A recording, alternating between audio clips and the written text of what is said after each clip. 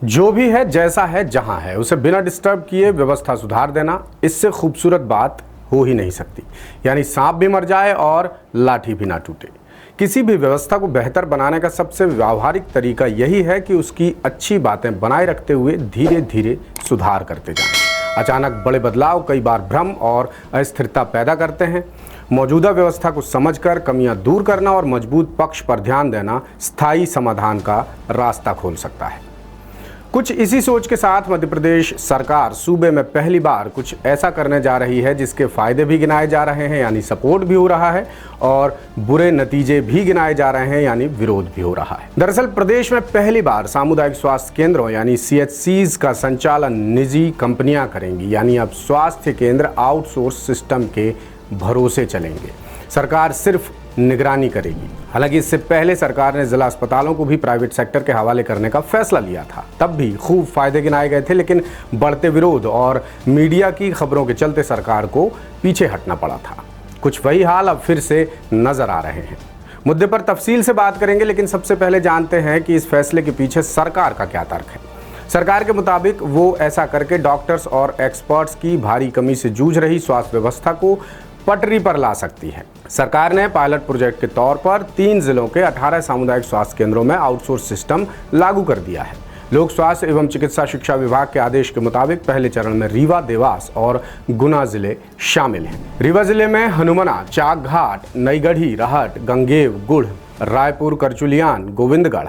गुना जिले में बीनागंज, कुंभराज, बमोरी, राघवगढ़, म्याना, मार्कीमहू। देवास जिले में विजयागंज, मंडी, सतवास, बरोठा और टोंक खुर्द CHC को चुना गया है। यानी इन 18 CHCs में 5 साल तक आउटसोर्स सिस्टम लागू रहेगा। बाद में सक्सेस रेट के हिसाब से कंटिन्यू या डिसकंटिन्यू का फैसला लिया जाएगा। सरकार की सबसे खास शर्त यह है कि निजी सेवा प्रदाता एजेंसी या ट्रस्ट को अस्पतालों का संचालन, प्रबंधन, हाउसकीपिंग, सिक्योरिटी तो देखनी ही होगी, साथ ही डॉक्टर्स और एक्सपर्ट्स की भर्ती भी करनी होगी। हालांकि दवाई, टीके, OPD, IPD, सर्जरी मटेरियल्स, जरूरत पड़ने पर दूसरे अस्पतालों के सीनियर डॉक्टर्स का मार्गदर्शन सरकार ही उपलब्ध कराएगी।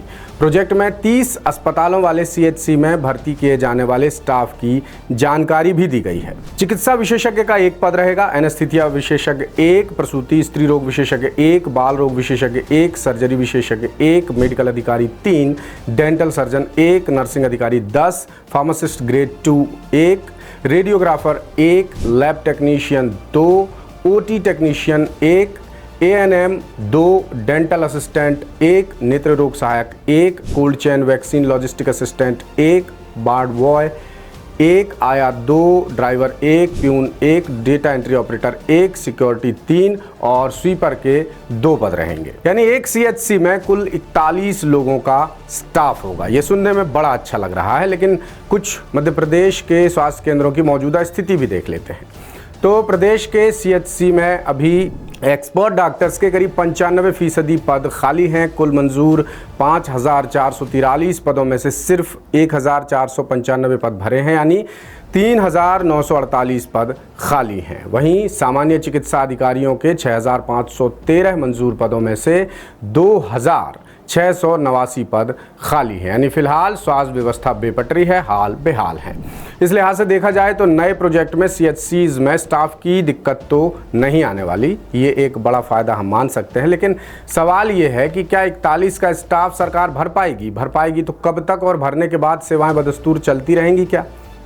और भी बड़ा सवाल ये है कि क्या निजी हाथों में सौंपने के बाद ही अस्पताल सही तरीके से चल पाएंगे? सरकार अभी भी खाली पद भरकर स्टाफ की दिक्कत दूर कर सकती है।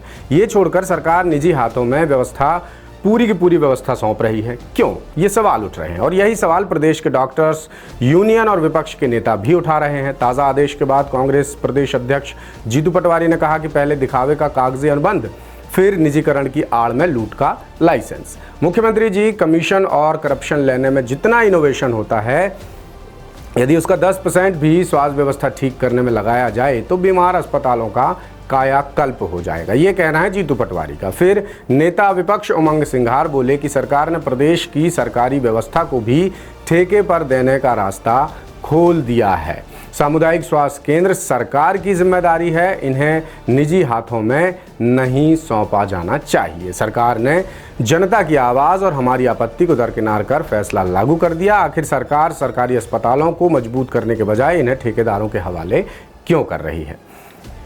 दूसरी तरफ डॉक्टर्स के संगठन तो तब से विरोध कर रहे हैं जब सरकार ने पहली बार जिला अस्पतालों को निजी हाथों में देने का फैसला लिया था। उस वक्त तगड़ा बवाल मचा था। द सूत्र ने भी 360 डिग्री एंगल से खबरें दिखाई थी। हमने सीधे मंत्री नरेंद्र शिवाजी पटेल से सवाल पूछा था और आपत्तियां बताई थी। मंत्री ने हमारे कैमरे पर कहा था कि सरकार ने जिला अस्पतालों के प्राइवेटाइजेशन का फैसला बदल दिया है। फिर 2 महीने बाद ही, यानी उसके कुछ समय बाद, अभी 2 महीने पहले ही मोहन कैबिनेट ने सामुदायिक स्वास्थ्य केंद्रों में आउटसोर्स सिस्टम लागू करने के फैसले को मंजूरी दी थी।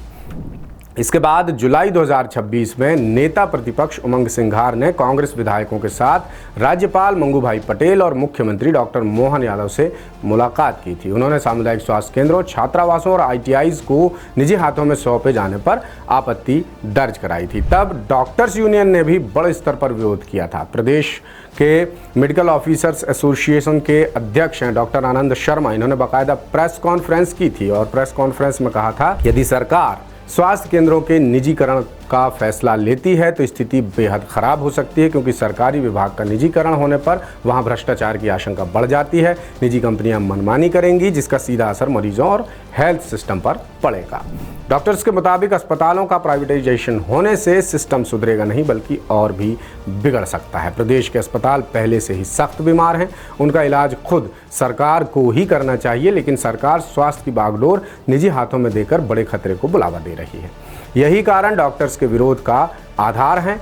वो सरकार से फैसला तुरंत वापस लेने की मांग कर रहे हैं, वरना उन्होंने आंदोलन का भी मन बना रखा है। अभी जो बाकी के जिला चिकित्सालय या प्राथमिक स्वास्थ्य केंद्र या सिविल हॉस्पिटल हैं, वहाँ पे तो पूरी व्यवस्थाएं हो नहीं पा रही हैं। चाहे चिकित्सक हों, पैरामेडिकल स्टाफ हो, नर्सिंग स्टाफ हो, रेडियोलॉजिस्ट हों, टेक्नीशियंस हों या दवाइयाँ हों, साफ सफाई की व्यवस्था हो। प्राइवेट एजेंसी कितना काम कर पाएगी? प्राइवेट एजेंसी के द्वारा नियुक्त पैरामेडिकल स्टाफ या चिकित्सक कितनी लगन से ग्रामीण क्षेत्रों में सेवाएं दे पाएंगे? अभी यह प्रश्न विचार नहीं है, प्रयोग के तौर पे किया जा रहा है। यदि यही प्रयोग परमानेंट नियुक्तियां देकर प्राथमिक स्वास्थ्य केंद्र की व्यवस्थाओं में सुधार करके शासन करे तो शायद अच्छे रिजल्ट मिल सकेंगे। डॉक्टर्स का सबसे बड़ा सवाल MLC और पोस्टमार्टम जैसी प्रोसेस को लेकर है। MP मेडिकल टीचर्स एसोसिएशन के अध्यक्ष डॉक्टर राकेश मालवीय ने कहा कि CHCs में मेडिको लीगल सर्टिफिकेट यानी MLC,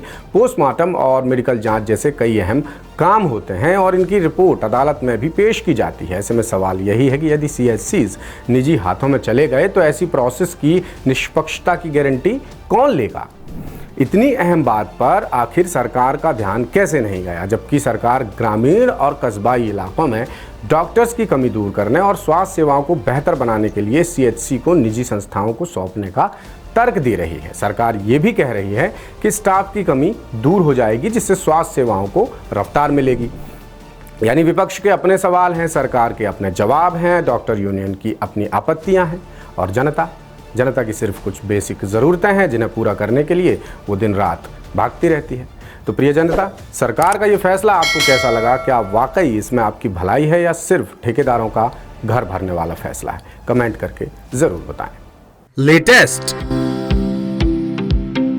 इन्वेस्टिगेटिव और इन डेप्थ खबरें देखने के लिए ज्वाइन कीजिए द सूत्र का व्हाट्सएप चैनल, सब्सक्राइब कीजिए यूट्यूब चैनल, लाइक कीजिए फेसबुक पेज और पढ़ते रहिए www.daसूत्र.com।